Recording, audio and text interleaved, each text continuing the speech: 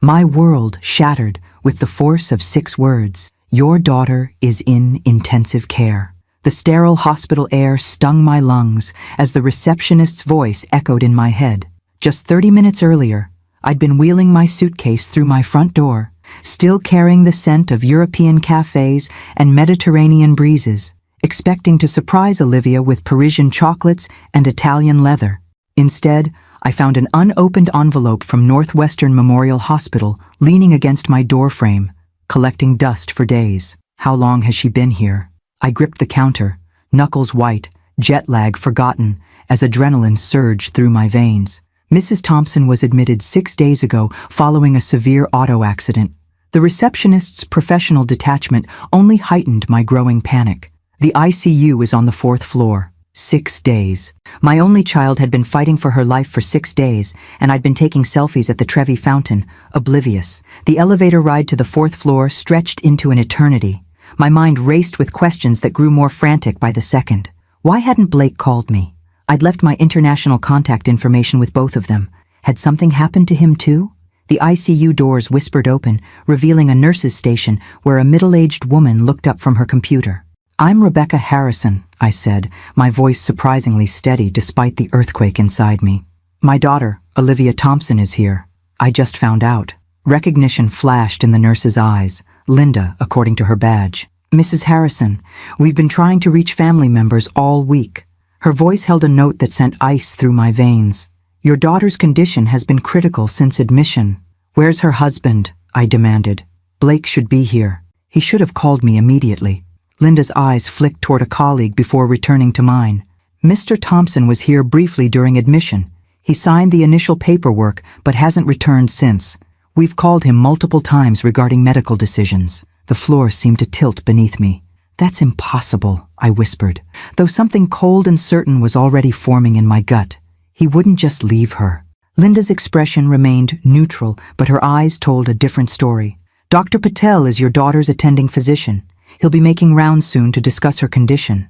Would you like to see Olivia now?" I nodded, suddenly terrified of what awaited me. "I should prepare you," Linda said gently as she led me down the corridor. "She has extensive injuries and is currently on ventilator support. Nothing, not her warning, not my decades of professional composure, not the countless crisis management situations I'd navigated in my career, could have prepared me for the sight that greeted me when we entered room 412. My beautiful, vibrant Olivia lay suspended in a web of medical technology. Tubes snaked from her mouth, her arms, disappearing beneath the thin hospital blanket. Her face, the face I'd memorized from her first newborn moments, was swollen beyond recognition, mottled with deep purple bruising. A surgical dressing covered the right side of her head where they'd clearly operated. Casts encased her left arm and right leg, elevated slightly on pillows. The steady beep of heart monitors and the rhythmic whoosh of the ventilator were the only sounds in the room. "Olivia," I choked out, carefully taking her unbandaged hand. Her skin felt cool beneath my fingers, nothing like the warm, animated daughter who hugged me fiercely before my vacation. "I'm here, baby. Mom's here now." Linda checked various monitors with practiced efficiency. "She's been stable for the past 48 hours, which is a positive sign. The neurosurgery team successfully reduced the intracranial pressure from her head trauma." "What exactly happened?" I managed to ask, not taking my eyes from Olivia's face, searching for any flicker of response to my voice. According to the police report, her husband was driving. The vehicle was traveling at approximately 90 miles per hour when it lost control and hit a concrete divider. Linda's clinical description couldn't mask the horror of what she was saying. "Your daughter wasn't wearing a seatbelt. She was partially ejected through the windshield." My knees buckled. Linda guided me quickly to the chair beside the bed. "And Blake?" I asked, a strange calm descending over me as something primal began to replace shock. "Was he injured?" "Minor lacerations and bruising. He was treated in the ER and released that same night." Released. The word hung in the air between us. Blake had walked away from the hospital, from Olivia, with scratches, while she lay shattered, fighting for every breath. "I'll need copies of all her medical records," I said, my voice dropping to the precise, measured tone that had made junior executives tremble during my 30-year career in finance. "And the police report." Linda nodded, seeming almost relieved by my composure. "I'll have everything prepared. And Mrs. Harrison?" It's good you're here. She needs an advocate right now. After she left, I leaned close to Olivia's ear, careful not to disturb any of the equipment keeping her alive. Listen to me, sweetheart. I'm not going anywhere. I'm going to find out exactly what happened, and I promise you, I will get answers. I squeezed her hand gently, hoping somewhere in the darkness of her unconsciousness, she could feel I was there. Then I pulled out my phone, the executive in me taking control while the mother in me fought back tears. The questions hammered in my mind with every beep of Olivia's heart monitor. Where was Blake? Why hadn't he called me? Why would he abandon his wife in this sterile room of machines and tubes? What could possibly be more important than being by her side? My fingers hovered over his contact. I'd start with a simple text. No accusations, no emotions that might make him defensive. Just a mother looking for her daughter's husband during a crisis. Blake, I'm at Northwestern with Olivia. Please call me immediately. I sent it, then turned back to my daughter, gently brushing a strand of hair from her forehead, careful to avoid the bruising. I'm going to find him, Olivia, I whispered, and I'm going to find out why he left you here alone. The monitor beeped steadily as I settled into the chair beside her bed, my body exhausted from travel, but my mind razor-sharp with purpose. My European vacation felt like a distant dream now, replaced by a single mission: discover the truth about what happened to my daughter and why the man who vowed to love her in sickness and in health was nowhere to be found. I had no idea then how deep this rabbit hole would go or how dark the answers would be. But as I watched my only child fight for her life, one thing became crystal clear. Whoever Blake Thompson really was, whatever he was hiding, he had picked the wrong mother to underestimate. The antiseptic hospital air burns my lungs as I stand frozen in the ICU doorway, staring at the unrecognizable face of my daughter. 6 days she's been here, broken, intubated, fighting for life, while I wandered European streets oblivious to her suffering. The rhythmic whoosh of the ventilator punctuates the nurse's clinical explanation. High-speed crash, concrete barrier, ejection through windshield, and Blake, released the same night with minor scratches, vanished without a trace, leaving Olivia to fight alone. As I hold my daughter's cold hand, something ancient and primal awakens within me.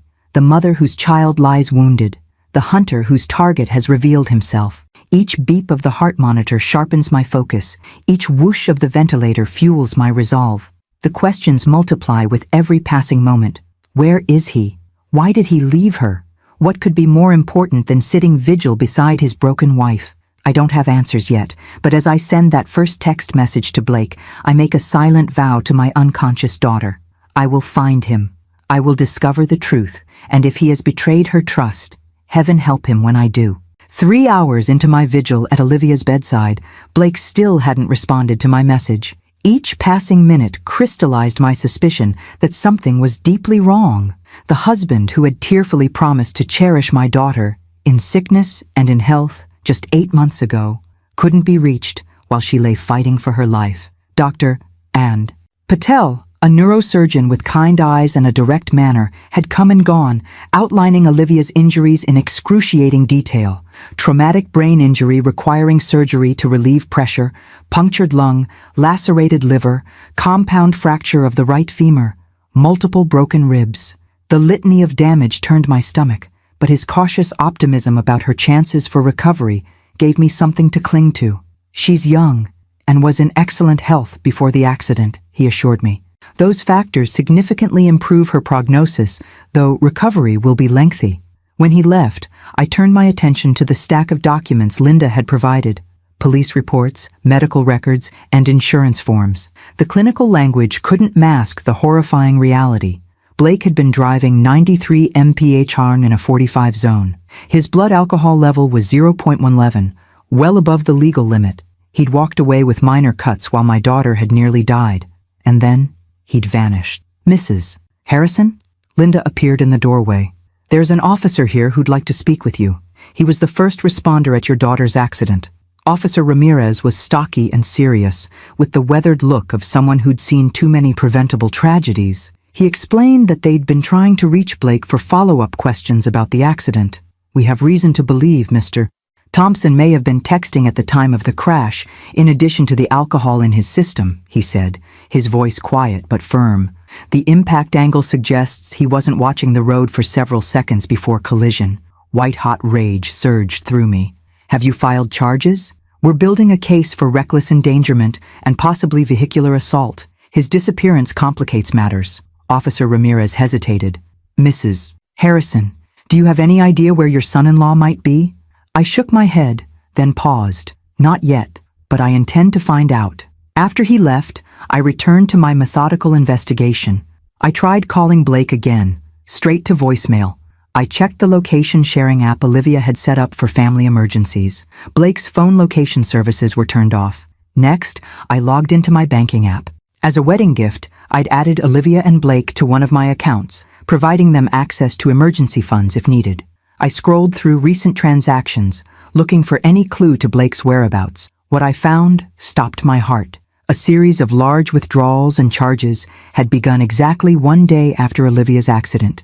Hotel charges in Miami, restaurant bills exceeding $1,000, a yacht rental company, designer boutiques, cash withdrawals totaling over $15,000. While my daughter lay unconscious, her husband was on a spending spree in Miami.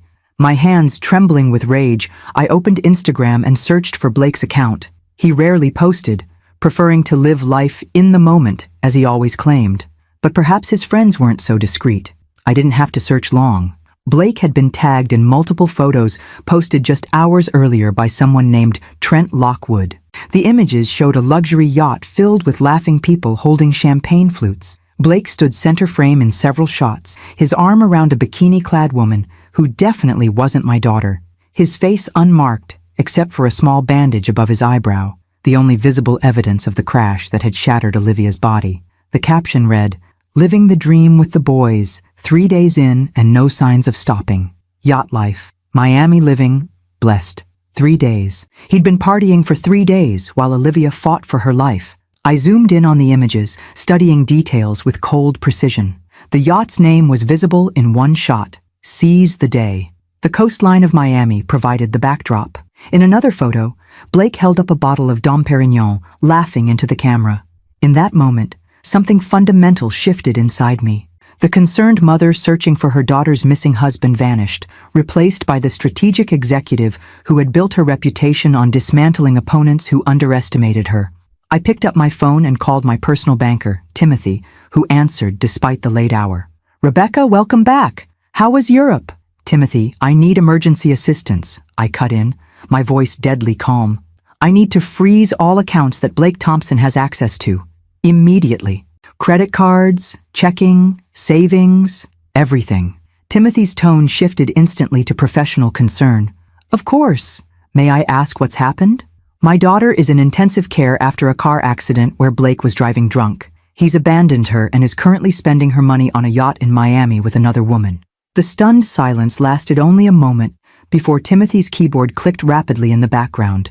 "I'm implementing the security protocols now. All shared accounts will be frozen within minutes. His cards will be declined on the next attempt to use them." "Thank you." I hesitated, then added, "And Timothy, I need to know exactly when he tries to use those cards and his reaction when they're declined.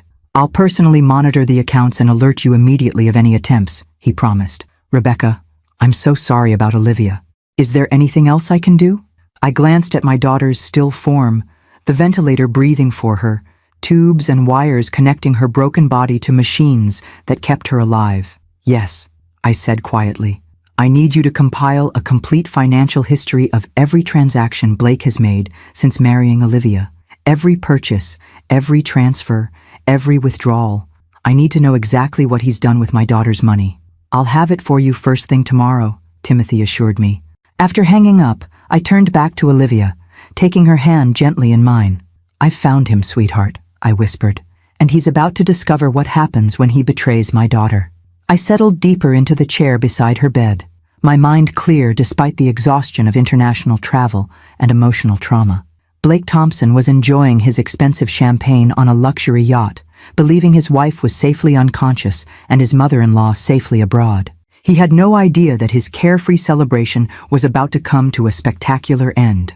I opened my laptop and began meticulously documenting everything I'd discovered: the yacht company, the Instagram posts, the financial transactions. Blake had left a digital trail of his betrayal, and I was following it with the precision that had made me a legend in corporate finance. The ventilator whooshed rhythmically as I worked, each breath it provided for my daughter fueling my determination. Blake would regret the day he decided my Olivia, and by extension me, were someone he could discard so carelessly.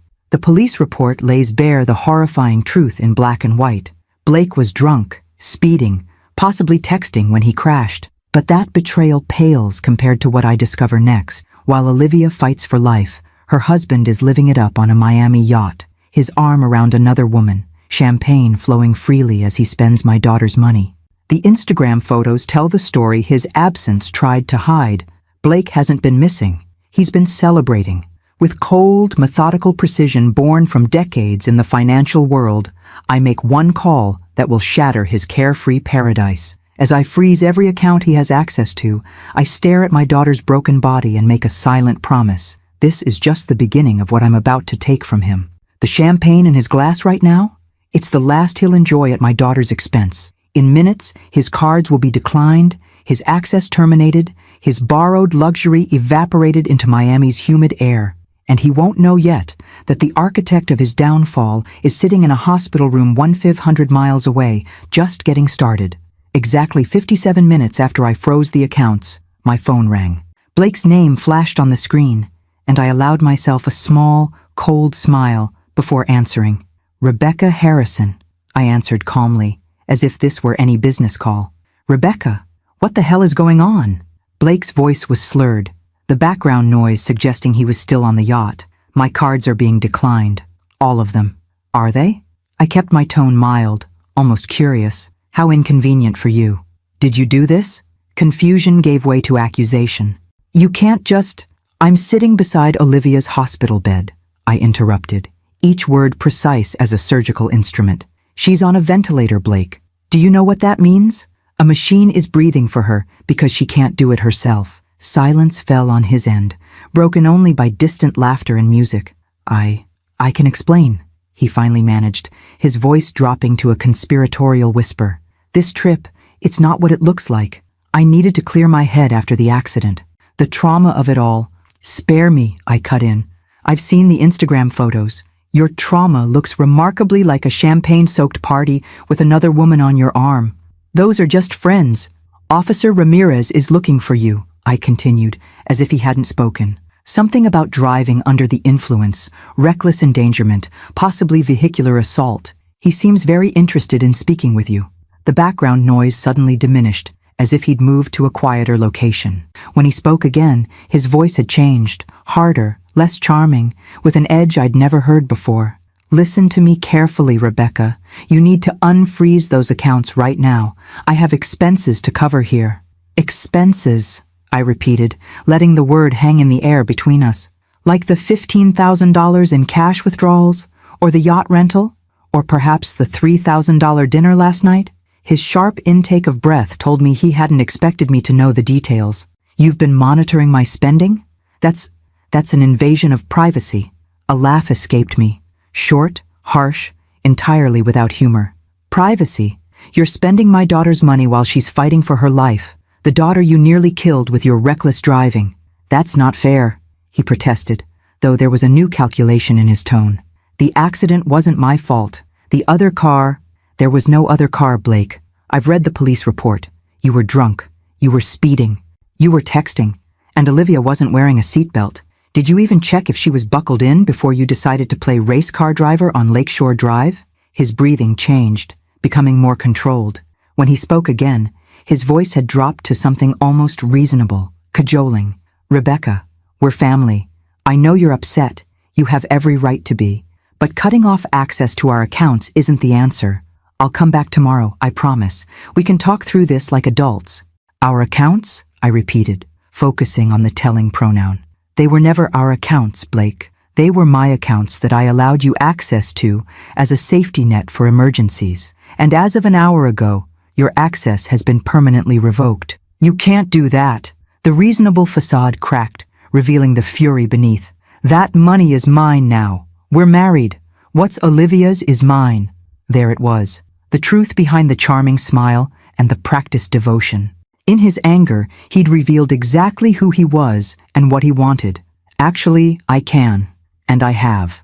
I kept my voice level, even as satisfaction bloomed within me. By the way, how do you plan to pay for that yacht now? I understand luxury rentals require final payment at the end of the charter. You bitch, he hissed, abandoning pretense entirely. You have no idea who you're dealing with. On the contrary, I replied, I know exactly who I'm dealing with now. The question is, do you? I hung up as he was mid-tirade, then silenced my phone as it immediately began ringing again. Turning back to Olivia, I gently smoothed her hair away from the surgical bandages. Your husband has quite the temper when he doesn't get his way, I told her quietly. Not the charming man you introduced me to at all. Linda entered with fresh IV bags, checking Olivia's vitals with practiced efficiency.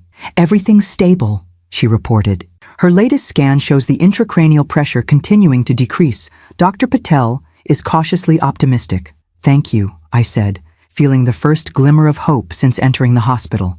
Linda, if a man named Blake Thompson tries to call or visit, please alert security immediately.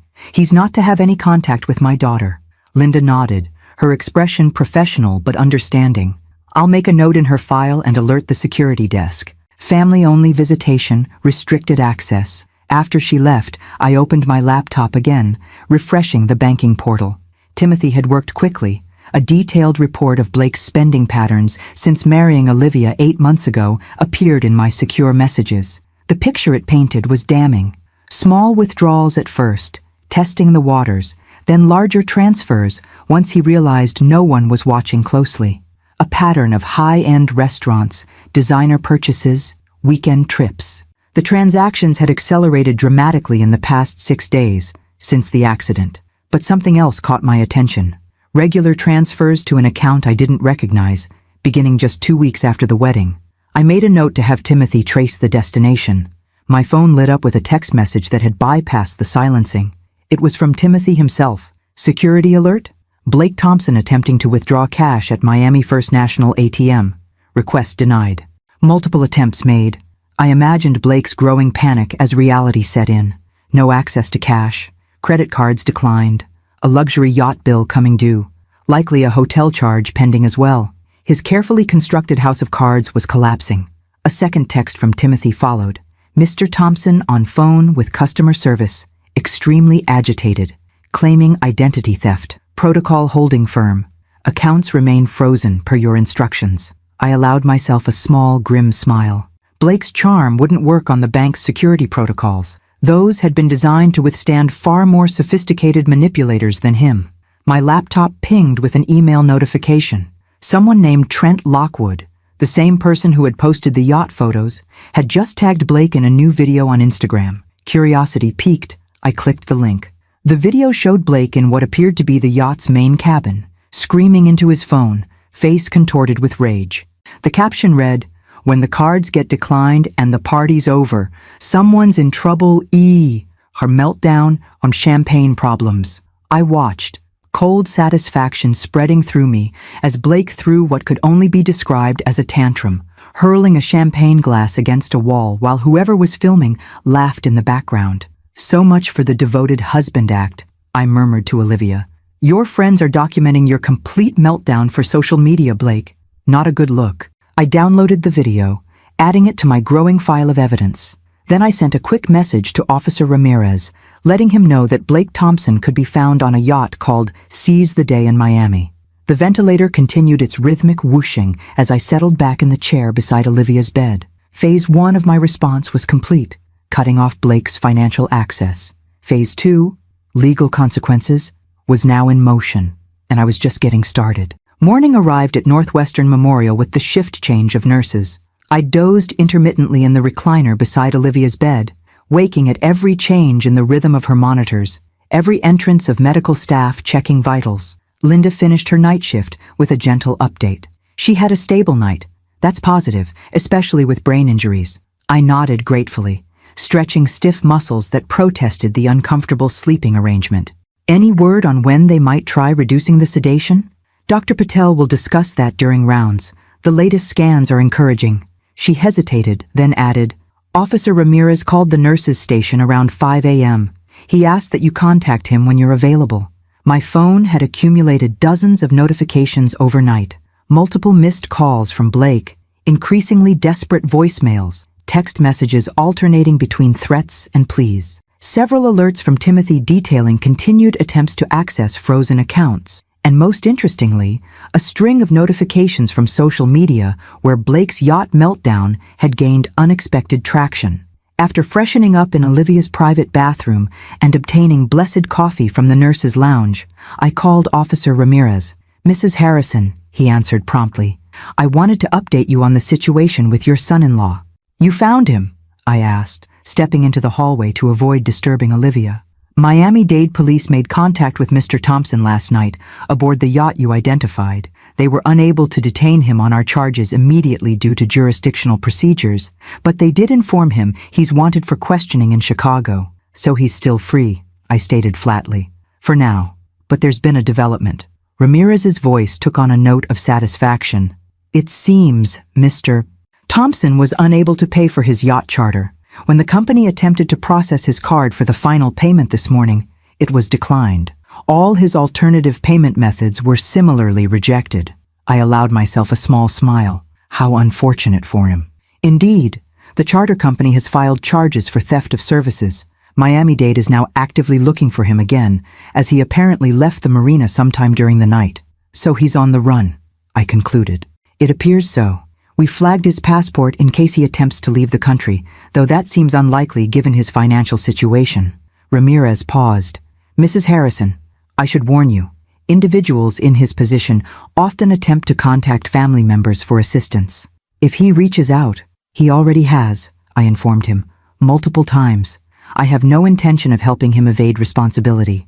After ending the call, I returned to Olivia's bedside, updating her one-sided on recent developments as I'd been doing since arriving. The nurses had encouraged me to speak to her normally, explaining that many coma patients later reported awareness of conversations during their unconscious state. "Your husband is having a very bad morning, sweetheart," I told her, gently holding her uninjured hand. "Turns out luxury yachts expect payment. Who knew?" Dr. Patel arrived for morning rounds, bringing cautiously optimistic news. Olivia's latest brain scans showed reduced swelling. If the improvement continued, they planned to begin reducing her sedation tomorrow to assess her neurological function. "Recovery from traumatic brain injuries is rarely linear," he cautioned. "We need to prepare for a long road ahead with potential setbacks." "I understand," I assured him. "I'm not going anywhere." After he left, I opened my laptop to review Timothy's overnight report. He'd successfully traced the mystery account, receiving regular transfers from Blake. It belonged to a Jennifer Sanderson in Tampa, Florida. The name meant nothing to me, but a quick social media search revealed a stunning brunette in her early 30s whose profession was listed as wellness consultant and lifestyle coach. More interesting was a photo from 6 months ago, 2 months after Olivia and Blake's wedding, showing Jennifer on a beach with a familiar figure. The caption read, "Weekend getaway with my love, secret rendezvous." The man's face wasn't visible, just his back as he gazed out at the ocean, but I recognized Blake's distinctive shoulder tattoo, the tribal design he claimed represented freedom and ambition. My blood ran cold. Blake hadn't just abandoned Olivia after the accident. He'd been betraying her all along. I was still processing this discovery when my phone chimed with a text from an unknown Miami number. "Rebecca, it's Blake. My phone died. We need to talk. This has all gone too far. I'm coming back to Chicago today. Please call me." I ignored it, focusing instead on composing an email to Timothy requesting everything he could find on Jennifer Sanderson. If Blake had been funneling my daughter's money to this woman, I wanted to know exactly how much and for how long. My phone chimed again. "I know you're reading these. Look, I screwed up, okay? But cutting me off completely is extreme. I need access to at least one card to get home to Olivia. Don't you want me there with her?" The audacity was breathtaking.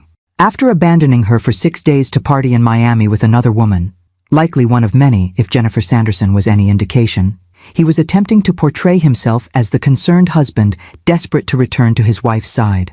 A third message arrived. "If you don't help me, I'll have to explain to Olivia why her mother left me stranded without resources. Is that what you want when she wakes up? For her to know you tried to destroy our marriage?" There it was, the threat, the manipulation, the calculated play on family loyalty. I could almost admire the technique if it weren't so transparent. My response was brief. Officer Ramirez is eager to speak with you about driving under the influence and reckless endangerment. I suggest you use your return to Chicago to visit the police station first. As for resources, perhaps Jennifer Sanderson in Tampa can help. His reply came instantly. Who the fuck is Jennifer? What are you talking about? I didn't bother responding. Instead, I forwarded our entire text exchange to Officer Ramirez, adding Jennifer Sanderson's information and the evidence of Blake's ongoing infidelity. The morning progressed with a steady stream of medical personnel checking Olivia's condition. Physical therapists moved her limbs gently to prevent muscle atrophy. Respiratory specialists adjusted ventilator settings. Each interaction reinforced the severity of her injuries and the long recovery ahead.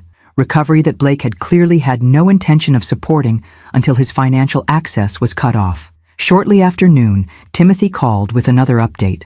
Rebecca, Blake Thompson just tried to use his secondary credit card, the one he kept in Olivia's name but that you weren't aware of until yesterday.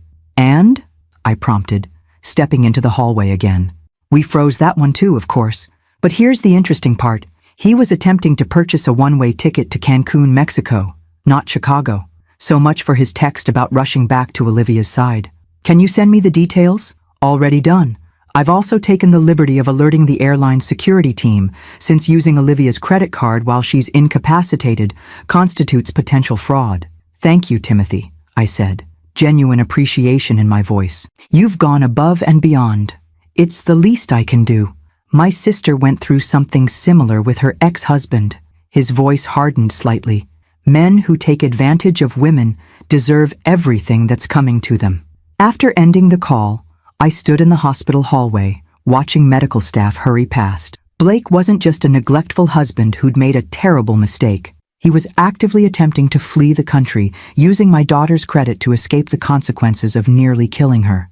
The phone in my hand buzzed with yet another message from Blake, this one reverting to threats. You've made a serious mistake. I have rights to that money as Olivia's husband. My lawyer will destroy you for this financial interference. I smiled grimly at the empty threat. In my 30-year finance career, I'd faced down corporate raiders and hostile takeovers from men far more powerful and sophisticated than Blake Thompson. His legal posturing was as empty as his promises to Olivia had been. Returning to my daughter's room, I found Linda preparing to end her shift. Dr. Patel ordered another scan for this afternoon, she informed me. If the results continue to show improvement, they'll begin weaning the sedation tomorrow morning. Thank you for everything, Linda, I said sincerely. Your care for Olivia has been extraordinary. After she left, I settled back beside my daughter, taking her hand gently in mine. I'm learning some difficult truths about your husband, sweetheart, I told her quietly. But don't worry, I'm handling it. By the time you wake up, you'll be protected from whatever he might try next. The ventilator continued its steady rhythm as I opened my laptop again, preparing for the next phase of dismantling Blake Thompson's carefully constructed facade. Day 3 of my hospital vigil brought the first real change in Olivia's condition. Dr. Patel and his team began the careful process of reducing her sedation, watching for signs of neurological response as the powerful drugs slowly cleared her system. This will take time, he cautioned as he checked her pupils' reaction to light. The brain awakens gradually after trauma. Don't expect immediate consciousness. I nodded, having spent the night researching traumatic brain injuries and recovery timelines. What signs should I watch for? Spontaneous movement, changes in breathing patterns, eye-opening even briefly. Report anything unusual immediately. Throughout the morning, I divided my attention between Olivia and the growing pile of evidence against Blake. Timothy had delivered beyond my expectations, providing a comprehensive dossier that painted a disturbing picture of the man my daughter had married. Blake Thompson's financial betrayal went far deeper than the post-accident spending spree. For the entire 8 months of their marriage, he had been systematically siphoning money from their joint accounts. Small transfers at first, testing boundaries, establishing patterns, then progressively larger amounts as his confidence grew. Jennifer Sanderson wasn't his only side relationship. Timothy had identified 3 separate women receiving regular payments from Blake, all in different cities. The wellness coach in Tampa, a yoga instructor in Phoenix, a personal stylist in Nashville. each connected to Blake through discreet but traceable financial threads. Most damning was the discovery that Blake had taken out a $500,000 life insurance policy on Olivia just 2 months after their wedding, naming himself as the sole beneficiary. The policy included double indemnity for accidental death, a detail that sent chills down my spine when considered alongside the high-speed crash he had walked away from with barely a scratch. I was compiling these findings into a report for Officer Ramirez when my phone rang with an unfamiliar Chicago number. Mrs. Harrison? This is Detective Morales with Financial Crimes. Officer Ramirez suggested I contact you regarding your son-in-law, Blake Thompson. I straightened in my chair. Yes, Detective. What can I help with? We've been investigating Mr. Thompson for several weeks on unrelated matters. Your information about his activities in Miami provided useful context. Her professional tone couldn't quite mask her interest. I understand you've frozen his access to family accounts? I have. After discovering he abandoned my critically injured daughter to party in Miami, I took steps to protect her assets. Smart move, Detective Morales commented. Mrs. Harrison, would you be willing to come to the station when possible to make a formal statement? Mr. Thompson's activities appear to extend beyond simple marital infidelity. I can't leave my daughter right now, I explained. She's in critical condition, and they're beginning to reduce her sedation today. I understand completely. I'd be happy to come to you if that works. The information you've gathered could be vital to our investigation. We arranged for her to visit the hospital that afternoon. After ending the call, I turned back to Olivia, watching for any sign that she might be emerging from the chemically induced coma. The police are very interested in your husband, sweetheart, I told her, continuing our one-sided conversations. It seems you weren't his only victim. A nurse I hadn't met before, her badge read Sophie, entered to check Olivia's vitals. Talk to her as much as possible, she encouraged, adjusting an IV line. Familiar voices can help guide patients back as sedation lifts. I've been telling her everything that's happening, I admitted, though I wonder if learning about her husband's betrayal is really what she needs right now. Sophie's hands stilled momentarily. You'd be surprised what patients process during emergence. Sometimes understanding the truth, even difficult truths, provides necessary closure. Her words stayed with me after she left. Would knowing Blake's true nature help Olivia heal or compound her trauma? It was a question without an easy answer. My phone buzzed with a text from Timothy. Blake Thompson, attempting to access home equity line of credit on Chicago property. Request denied due to joint ownership requiring dual signatures. So, he was trying to mortgage their house now, the house I had helped them purchase as a wedding gift, insisting on keeping Olivia as co-owner on the deed despite Blake's subtle attempts to have it placed solely in his name. Another bullet dodged thanks to maternal intuition. Detective Morales arrived shortly after lunch, professional and focused. In her early 40s with shrewd eyes that missed nothing, she reminded me of myself at that stage of my career. Blake Thompson first appeared on our radar 3 months ago, she explained, after expressing genuine sympathy for Olivia's condition.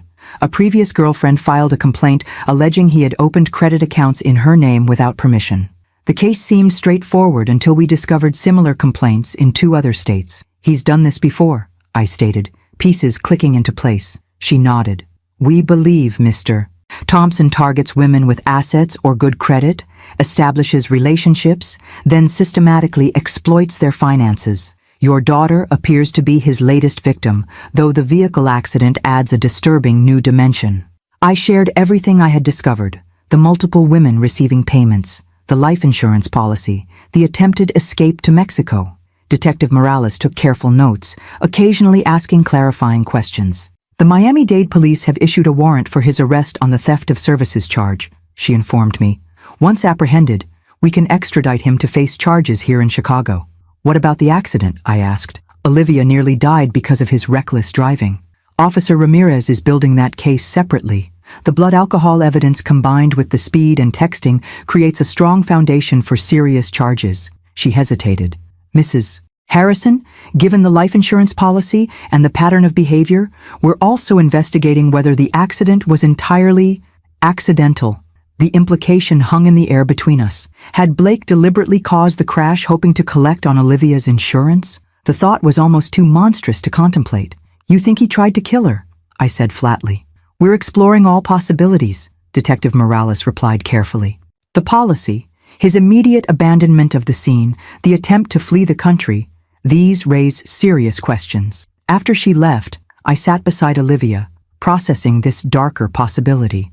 The ventilator continued its steady rhythm, though the doctors had adjusted the settings as they monitored her ability to initiate breaths independently. I knew something was off about him from the beginning, I told her quietly. But I never imagined anything like this. I'm so sorry I didn't protect you better. A slight twitch of Olivia's fingers against mine sent my heart racing.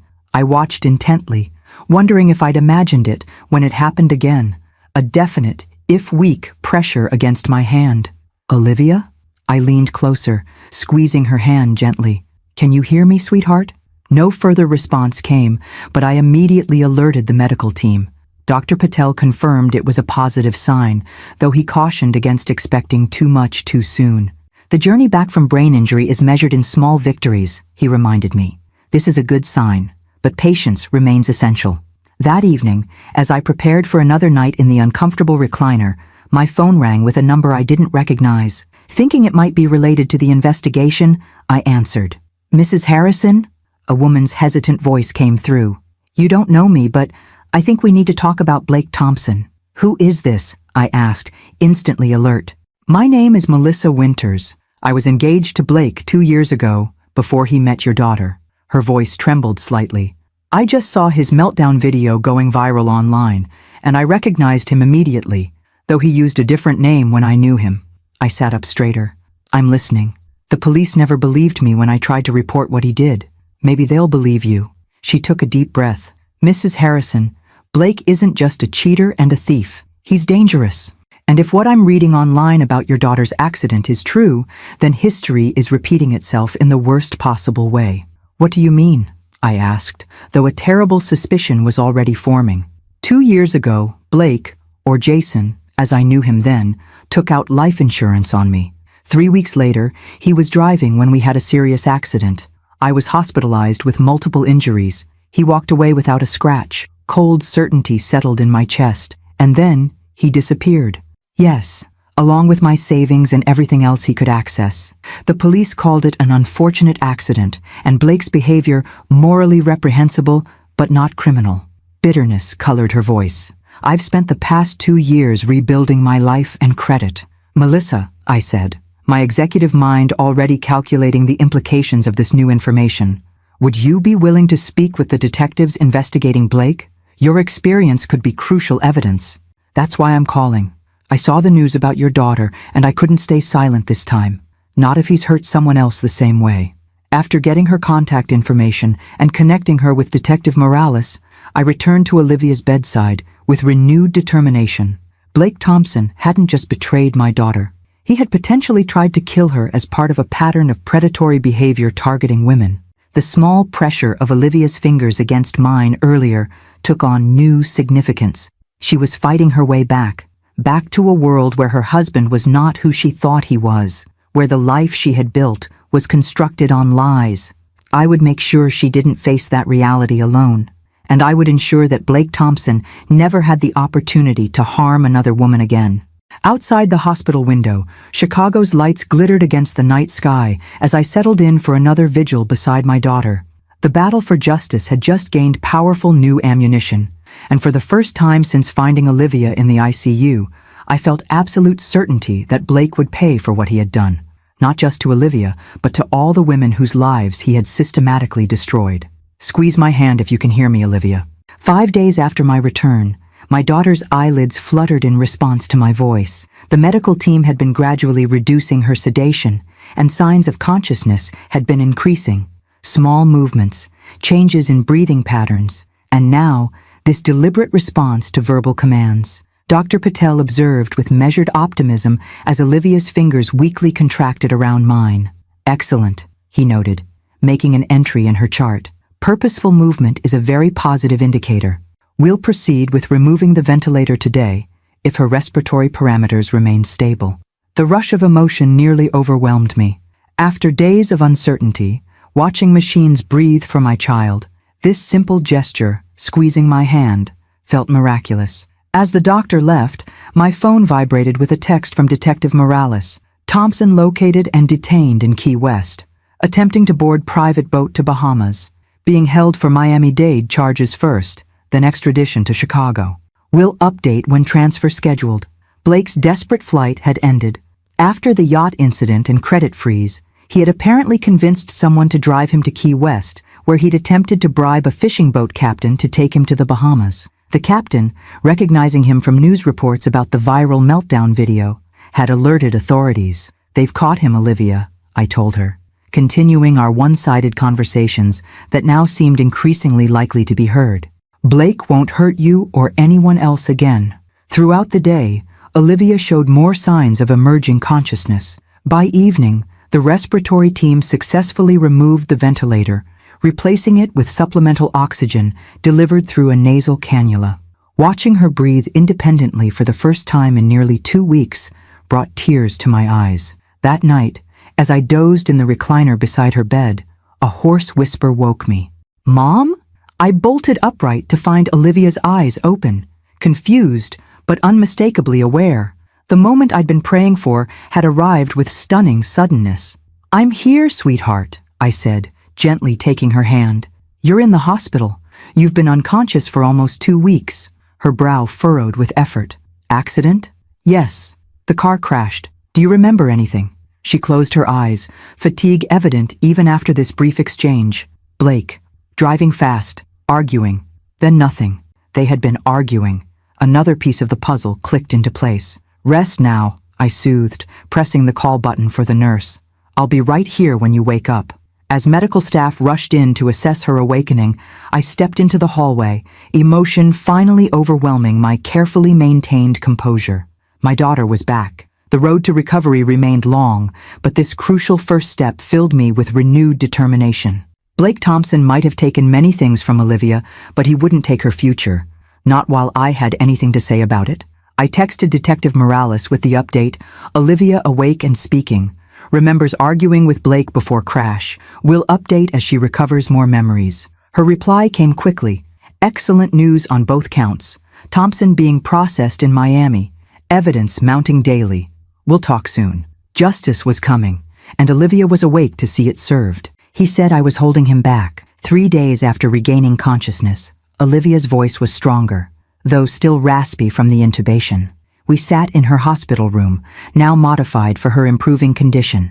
The head of the bed elevated, fewer monitoring wires, physical therapy equipment, ready for the beginning of her long rehabilitation process. "Blake kept talking about this big Miami real estate opportunity," she continued, her fingers absently tracing the edge of her blanket. "Someone he met at a networking event was offering him a partnership position. He wanted me to liquidate my investment portfolio to fund it." I kept my expression neutral, letting her tell the story at her own pace. Memories were returning in fragments, some clear, others hazy, all painful. "I refused," Olivia said, a flash of her inherent strength showing through. "I told him the numbers didn't add up, that I wouldn't risk our security on another one of his sure things. He got so angry, Mom. I'd never seen him like that before." "What happened next?" I prompted gently when she fell silent. "We were driving home from dinner. He'd been drinking, checking his phone constantly. I remember telling him to slow down." Her voice faltered. "He said something like, 'You never support me,' and then went even faster. I was scared. I remember reaching for my seatbelt. And then, nothing until waking up here." Each word confirmed what I'd pieced together through bank records, police reports, and witness statements. Blake had deliberately endangered Olivia when she refused to fund his latest scheme, possibly hoping for insurance money if the worst happened, certainly punishing her for standing in his way. "Sweetheart, there are some things you need to know about Blake," I began carefully. "While you were unconscious, I discovered information that's going to be difficult to hear." Over the next hour, I gently explained what I'd uncovered: the financial exploitation, the other women, the life insurance policy, his abandonment after the accident. I deliberately omitted Melissa Winter's experience for now, not wanting to overwhelm her with the suggestion that the crash might have been intentional. Olivia listened in silence, tears streaming down her face. When I finished, she stared out the window for several long moments. "I feel so stupid," she finally whispered. "How did I not see any of this?" "You're not stupid," I countered firmly. "Blake is a practiced manipulator. He's done this before, targeting successful women for financial gain. But I should have known. The signs were there. Mysterious business trips, unexplained expenses, his resistance to financial transparency. She looked down at her damaged body, still encased in casts and bandages. I guess I'm paying the price for that blindness now. No, I took her uninjured hand. You're not to blame for his actions, and he will be held accountable. Blake has been arrested in Florida. He's facing multiple charges here in Chicago, including reckless endangerment and financial fraud. A shadow crossed her face. He'll probably charm his way out of it. He's very convincing when he wants to be. Not this time, I assured her, allowing a small, grim smile. I've made sure of that. I explained the evidence trail I'd compiled, the police investigation, and the financial protections I'd put in place. For the first time since awakening, a hint of relief softened Olivia's expression. Thank you for being here, she said quietly, for handling everything while I couldn't. That's what mothers do, I replied simply. Dr. Patel arrived for afternoon rounds, pleased with Olivia's neurological progress, but cautious about the long rehabilitation ahead. Physical therapy would begin tomorrow, the first step in a recovery process measured in months, not days. After he left, Olivia's expression turned contemplative. You cut your trip short, didn't you? You weren't supposed to be back for another 2 days when the accident happened. I nodded. I decided to surprise you. Good thing I did. If you hadn't come back early, she didn't finish the thought, but she didn't need to. We both understood the implications of what might have happened if Blake had maintained control of her care and finances. I've been thinking, she said after a moment. When they finally discharge me, I don't want to go back to the house. Too many memories there. You'll stay with me, I assured her. I've already started preparing the guest suite on the first floor, so you won't have to manage stairs during recovery. Relief washed over her features. What about the house? Blake's name is on the deed too. Actually, it isn't. I smiled at her surprised expression. Remember how Blake kept forgetting to sign those final ownership transfer papers? I insisted on keeping the property in your name until those documents were completed. Another instance of maternal intuition I'm particularly grateful for now. For the first time since the accident, Olivia laughed. A small, pained sound, but genuine. You never trusted him, did you? Let's say I had reservations, I admitted, but I respected your choice and hoped I was wrong. Next time, don't be so respectful, she said dryly. Just tell me when you think I'm making a terrible mistake. Deal, I agreed, relieved to see glimpses of her spirit returning despite everything. My phone chimed with a message from Detective Morales. Thompson's extradition approved. Transfer to Chicago scheduled for tomorrow. Prosecutor adding charges based on new evidence from financial investigation. Would Ms. Thompson be ready for preliminary statement within the week? I showed the message to Olivia, who straightened slightly against her pillows. Yes, she said firmly. I want to tell them everything I remember. I want him to face consequences for what he did. As I typed the affirmative response, I felt a shift in the atmosphere, from shock and grief toward something more resolute. The road to recovery remained daunting, but Olivia was facing it with growing determination, the first sparks of her inherent strength rekindling. Blake had underestimated both Harrison women, a mistake he would have ample time to contemplate from behind bars. Are you absolutely certain you want to do this? I studied Olivia's face, searching for any sign of hesitation. No one would blame you for focusing solely on your recovery right now. 2 weeks after regaining consciousness, Olivia sat in a wheelchair beside me in the small conference room the hospital had provided for this purpose. Despite significant progress, breathing independently, beginning physical therapy, cognitive functions largely intact, she remained physically fragile, her body still mending from devastating injuries. Yet her expression held unwavering resolve. I need to see him, Mom. I need him to look me in the eye after what he did.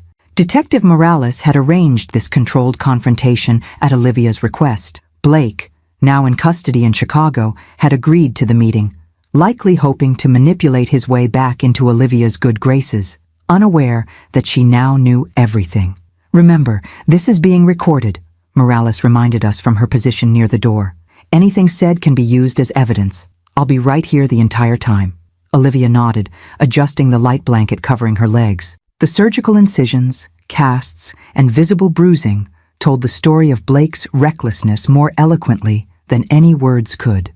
When the door opened and officers escorted Blake in, I felt Olivia tense beside me.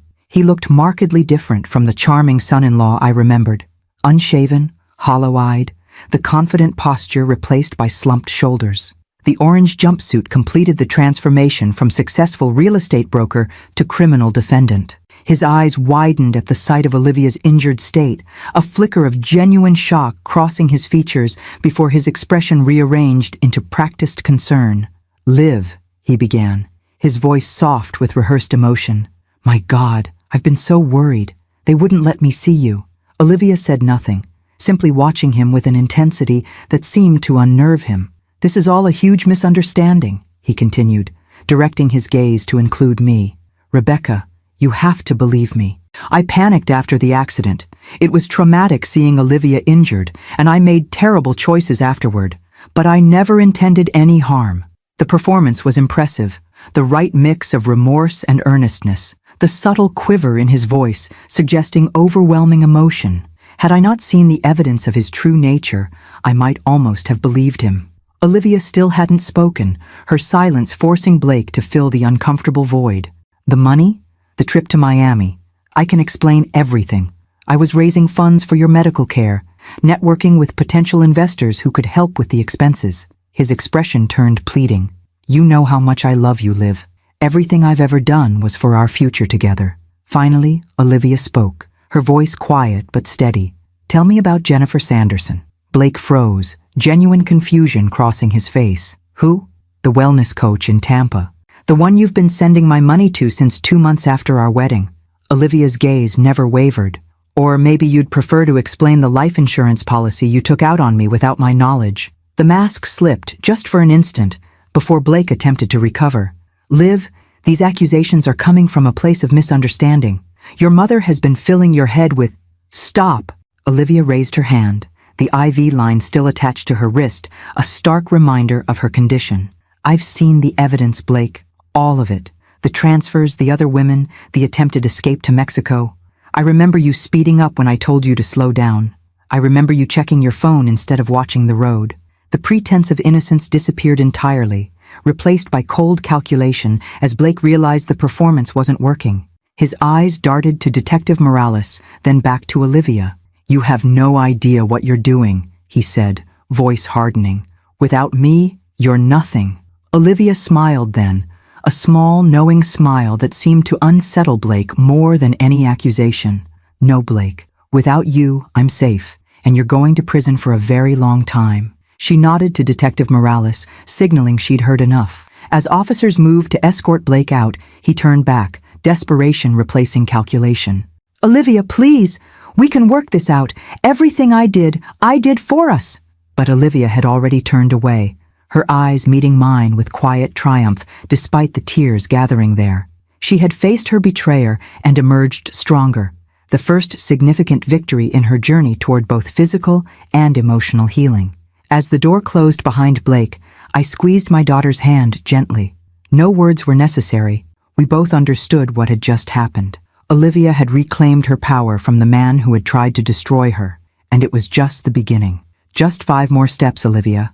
You're doing great." 3 months after the accident, my dining room had been transformed into a makeshift physical therapy center. Exercise mats covered the hardwood floor, resistance bands hung from doorknobs, and a set of parallel bars, installed by professionals, dominated the space where my antique mahogany table had once stood.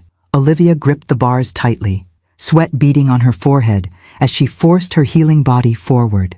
Each step represented a small victory against the injuries that had nearly claimed her life. The wheelchair sat empty at the end of the bars, a reminder of how far she'd come and how far she still had to go. "Last one," encouraged Megan, the physical therapist who came to our home 3 times weekly. "Push through it." With a determined grunt, Olivia completed the final step, then sagged slightly against the bars. "Done," she announced, triumph evident despite her exhaustion. "That's 2 more than yesterday," Megan noted, making an entry in her treatment log. "Your endurance is definitely improving." I watched from the doorway, a cup of tea cooling in my hands, unwilling to interrupt this hard-won moment of achievement. Olivia's recovery had progressed in fits and starts, neurological function returning more quickly than physical strength, cognitive processing occasionally lagging behind both. The traumatic brain injury had left subtle deficits that revealed themselves in unexpected ways. Difficulty finding words sometimes, emotional regulation challenges, persistent headaches that medication only partially addressed. Yet her determination never wavered. Each setback seemed to fuel her resolve rather than diminish it. "Mom, did you hear?" Olivia called, spotting me in the doorway. "2 more steps than yesterday." "I heard," I replied, entering the room as Megan helped her transfer back to the wheelchair.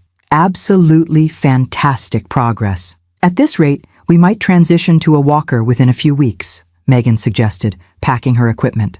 "Though we'll take that decision day by day, based on stability and endurance." After the therapist departed, I wheeled Olivia to the kitchen for lunch. These ordinary moments, sharing meals, discussing news, planning small outings to the garden when weather permitted, had taken on profound significance. Each represented normalcy reclaimed from the chaos Blake had created.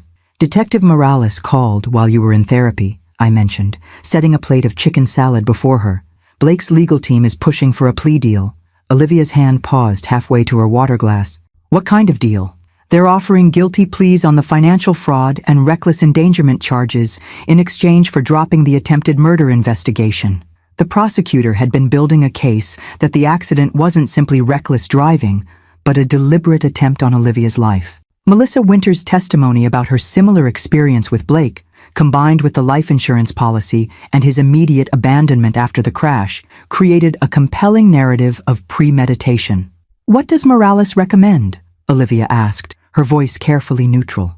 She believes the evidence supports continuing with all charges, but acknowledges that attempted murder cases with circumstantial evidence can be challenging to prove beyond reasonable doubt. I kept my tone factual, allowing Olivia space to form her own opinion. The proposed plea would still result in significant prison time, 8 to 12 years. A full trial with all charges could potentially mean 20+ years if convicted, or acquittal on the most serious charges if the jury isn't convinced. Olivia considered this as she ate, the deliberate movements reflecting the occupational therapy exercises she practiced daily, rebuilding fine motor control alongside gross motor skills. "What would you do?" she finally asked. I chose my words carefully. I believe in certainty over potential. A guaranteed decade in prison means Blake can't harm anyone else during that time. A trial means reliving everything in excruciating detail, with no guaranteed outcome. "That's my thinking too," Olivia nodded. "I want this chapter closed so I can focus entirely on rebuilding my life, not relitigating how he destroyed it." Her practical approach made me proud. Another sign of the resilient woman emerging from this ordeal. Where Blake had seen weakness to exploit, I saw extraordinary strength being forged through adversity. "I'll call Morales back and let her know your thoughts," I promised. "Your input will carry significant weight in their decision." After lunch, I helped Olivia transfer to the comfortable recliner in the sunroom, her favorite afternoon spot where physical comfort met mental stimulation. Books, tablets, and sketchpads surrounded her, tools for both entertainment and cognitive rehabilitation. "The financial team called this morning too," I mentioned as I adjusted her leg support. "They've recovered approximately 70% of what Blake diverted from your accounts. The remainder was spent, but they believe the restitution order will eventually recover that as well. Honestly, I care less about the money than making sure he can't do this to anyone else," Olivia admitted. "Though I'm grateful for your financial expertise through all of this. I can't imagine navigating these waters alone." "You would have managed," I assured her. "You're more capable than you give yourself credit for." She smiled ruefully. "Maybe, but I'm still glad I didn't have to." The doorbell rang, announcing the arrival of Dr. Barrett, the neuropsychologist who visited weekly to assess Olivia's cognitive recovery and provide specialized therapy for the brain injury aspects of her trauma. "Same time tomorrow for our garden walk?" I confirmed before leaving her to the session. "Wouldn't miss it," Olivia replied. "I'm aiming for 3 laps tomorrow." In my home office, I returned Detective Morales' call, relaying Olivia's thoughts on the plea deal. Then I opened my laptop to review the latest updates from Timothy regarding Blake's frozen assets and the ongoing financial recovery efforts. A notification appeared in my email, the prosecutor's office confirming Blake's acceptance of the plea agreement. 10 years, with possibility of parole after 8. Restitution orders for the full amount stolen. Registration as a financial offender upon release. restricting his future access to certain positions of financial trust. Not perfect justice, perhaps, but substantial consequences for a man who had likely never faced any in his life before now. I forwarded the confirmation to Olivia's tablet with a brief note. It's done. His sentencing is scheduled for next month, but you won't need to attend unless you choose to. Love, Mom. Her reply came moments later. Thank you for everything. I choose to spend that day in physical therapy instead, investing in my future rather than his past. The wisdom in that response brought tears to my eyes. Despite everything Blake had done, the physical trauma, the financial abuse, the profound betrayal of trust, he had failed in his most fundamental aim. He hadn't broken Olivia's spirit. If anything, her inner strength had emerged more clearly defined through this crucible of suffering.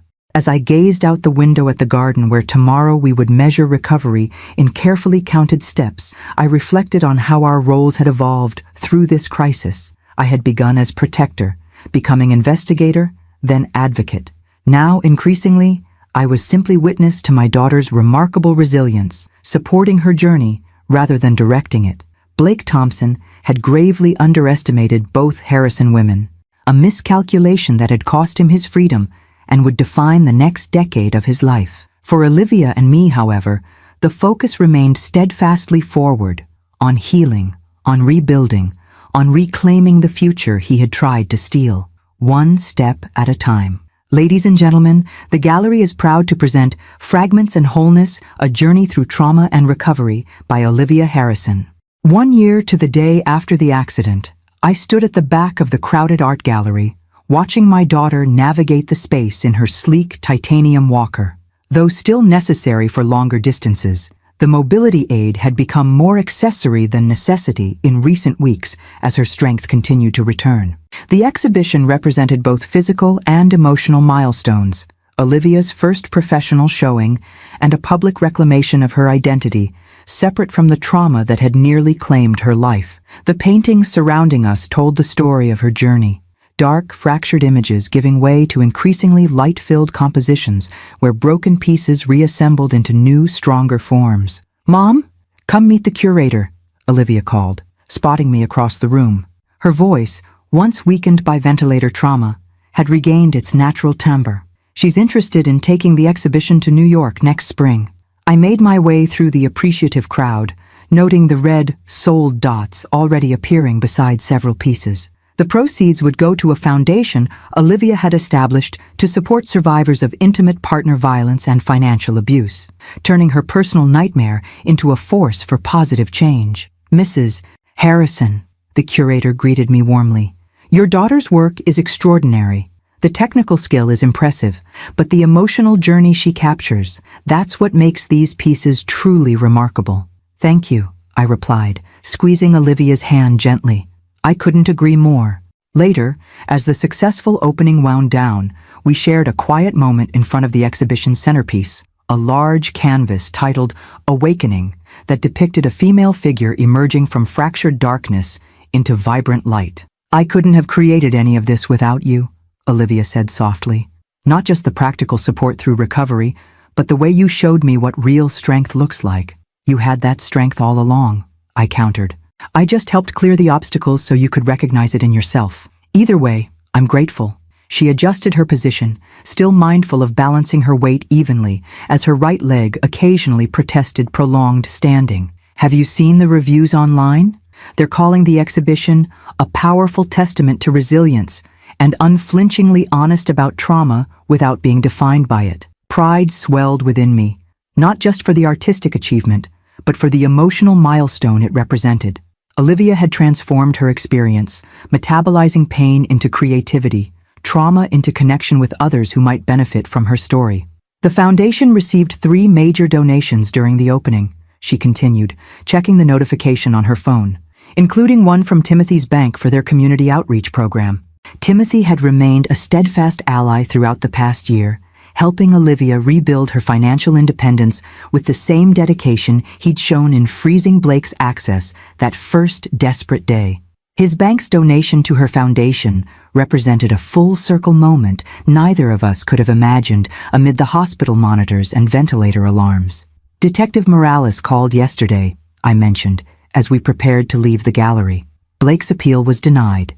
The conviction stands. Olivia nodded, absorbing this information with the calm detachment she'd cultivated toward her ex-husband. Good. Though honestly, he occupies less and less space in my thoughts these days. The most profound victory, perhaps, Blake's diminishing relevance to her present and future.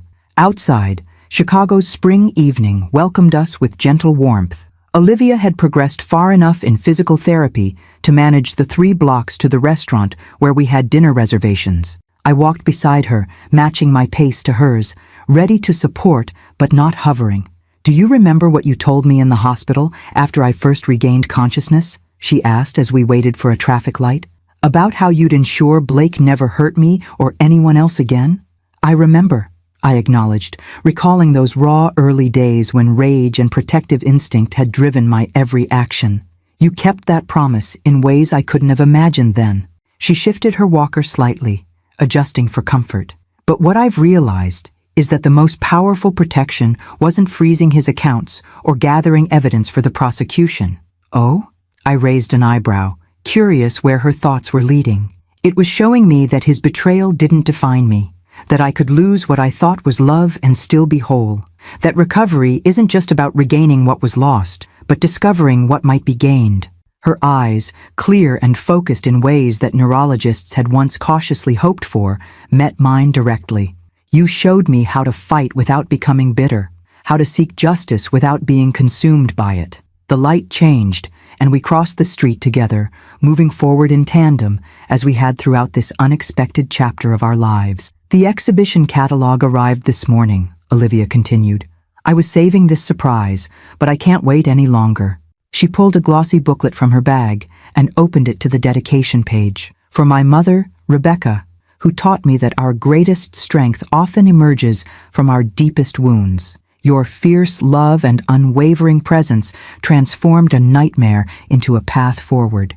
This journey of fragments becoming wholeness belongs to both of us." Emotion tightened my throat as I read the words, recognizing in them the extraordinary woman my daughter had become, not despite her trauma, but in conscious integration of it into a larger, more compassionate understanding of life's fragility and resilience. "You know, when I came back early from vacation that day, I had no idea what awaited me," I reflected as we continued toward the restaurant.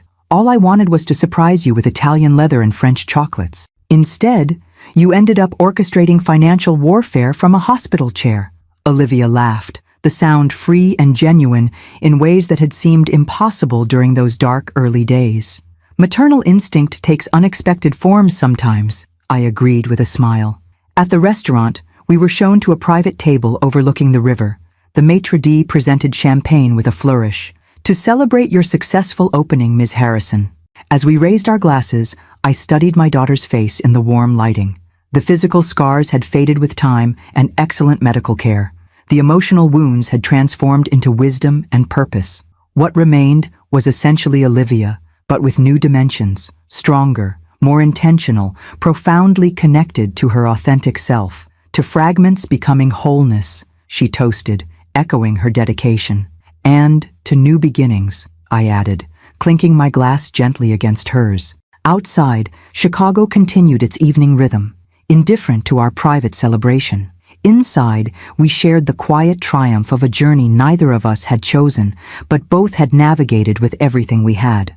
My protective fury and strategic mind, her determination and creative spirit, our combined resilience against a man who had underestimated us both. Blake Thompson sat in a prison cell, his schemes collapsed, his freedom forfeit. But Olivia Harrison stood at the threshold of a new chapter, her art celebrated, her foundation helping others, her future reclaimed. And I, the mother who had returned early from vacation to find nightmare instead of reunion, had discovered depths of fierce love and strategic determination I hadn't known I possessed. Some battles are chosen, others are thrust upon us without warning. But the greatest victory isn't in destroying the enemy. It's in refusing to let them destroy what matters most. As we enjoyed our meal and planned the exhibition's next showing, that victory surrounded us, complete and undeniable. The courtroom was suffocating with anticipation. Every seat was filled, the walls lined with reporters and spectators eager to see justice finally delivered. Olivia sat beside me in the front row, her cane resting discreetly against the bench. She looked fragile to the uninformed eye, but I knew the strength it had taken to get here, the surgeries, the sleepless nights, the painful physical therapy sessions that rebuilt her broken body inch by inch. When Judge Williams entered, silence rippled through the room. He adjusted his glasses, his gaze falling squarely on Blake Thompson. "Mr. Thompson," he began, his voice resonant and deliberate, "this court has weighed overwhelming evidence of your crimes: fraud, identity theft, reckless endangerment, financial exploitation. You endangered your wife's life in a high-speed crash, abandoned her in the ICU, and attempted to profit from her suffering. These actions reveal a pattern of predation that this court cannot and will not excuse. Therefore, you are sentenced to 25 years in Stateville Correctional Center. You will be eligible for parole only after 15. The gavel struck like a gunshot. For a moment, Blake just sat there, frozen, as though he could not comprehend that his carefully constructed empire of lies had finally collapsed. His once polished face crumpled in disbelief. The cameras clicked wildly, capturing the instant a con man realized his con was over. Olivia's hand found mine. Tears glimmered in her eyes, not of weakness, but of release. She whispered, "It's really over." As we walked down the courthouse steps, the press swarmed us. "Mrs. Harrison, what's your message? Olivia, what do you want women watching to know?" Olivia paused, her cane tapping against the concrete, her voice steady and strong. "Don't ever ignore your instincts. Don't ever think you're powerless. And never let anyone convince you that you don't deserve better. If it happened to me, it can happen to anyone. But you can rise again." Applause erupted. The flash of cameras blurred into white light, but I could see it clearly, the spark of inspiration in women's eyes across the crowd. 18 months later, I entered a very different space, the visiting room at Stateville Correctional Center. The fluorescent lights hummed harshly, reflecting off scratched tables and bolted plastic chairs. Blake shuffled in, dressed in standard issue blue. His broad shoulders had shrunk. His once perfect hair was uneven. His trademark smile dulled and yellowed. The predator's eyes that had once manipulated boardrooms and bedrooms now held only the wary glaze of a man who had learned the hard way that charm was worthless behind bars. "Inmate 47291, the guard called. He sat opposite me, avoiding my gaze. "Why are you here?" His voice was hoarse, stripped of bravado. "I came," I said calmly, "to remind you that you didn't win. You didn't destroy Olivia. You didn't destroy me.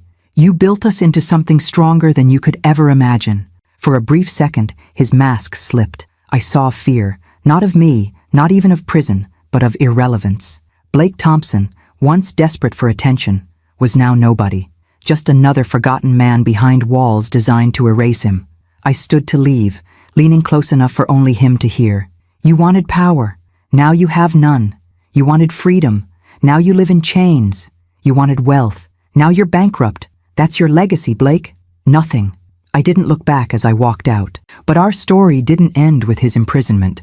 Olivia's recovery was a journey neither of us could have faced alone. There were nights she woke screaming from nightmares of shattered glass and screeching tires, days when her body refused to cooperate, and she threw her cane across the room in frustration. I was there for every setback and every tiny victory, and somewhere along the way, she stopped being just my daughter. She became my partner in rebuilding a life from ashes. Together, we started speaking at women's shelters, community centers, and later at national conferences. Olivia would stand, her voice trembling at first, but growing steady as she shared her story. How love had turned into manipulation, how control had disguised itself as care, how silence nearly cost her life. And then I would speak, not as a victim's mother, but as a woman who had once believed strength meant staying quiet. I told them the truth. Strength is raising your voice, demanding answers, refusing to look away. The response stunned us. Letters poured in from women across the country, teachers, nurses, retirees, sharing their own stories of betrayal, control, and rebirth. They told us that hearing Olivia's courage gave them the strength to leave toxic marriages, report fraud, or simply reclaim their own voices after years of silence. One woman in her 70s wrote, I thought it was too late for me. But you showed me that it's never too late to start again. That letter now sits framed on Olivia's desk. Life didn't become perfect. It never does. But it became ours again. We traveled, sometimes to the very European streets where my nightmare had begun. This time, Olivia walked beside me, slower than before, but freer. We laughed in Parisian cafes, strolled Venetian canals, and bought matching leather journals in Florence, where we wrote down dreams we once thought we'd lost. Everywhere we went, women stopped us. "You don't know me," they'd say, "but I know you, and I left because of you. I started over because of you." Olivia always smiled and told them, "No, you did that yourself." I realized then that Blake's greatest mistake wasn't underestimating me. It was underestimating the resilience of women everywhere, the quiet power that erupts when one story inspires another, and then another, until silence itself is broken. On the second anniversary of Olivia's accident, we returned to the hospital where it all began. Room 412 was now occupied by another patient, but as we walked past, Olivia squeezed my hand. "I used to think that was the room where my life ended," she said softly. "Now I think it's where my new one began." I nodded, tears rising, but not from grief, from gratitude. Blake Thompson remained behind bars, his name fading from headlines, his voice silenced. But our story, our truth, had taken on a life of its own, and as I looked at my daughter, alive, stronger, unbroken, I knew this was the ending women everywhere needed to hear. We survived, we rose, and so can you.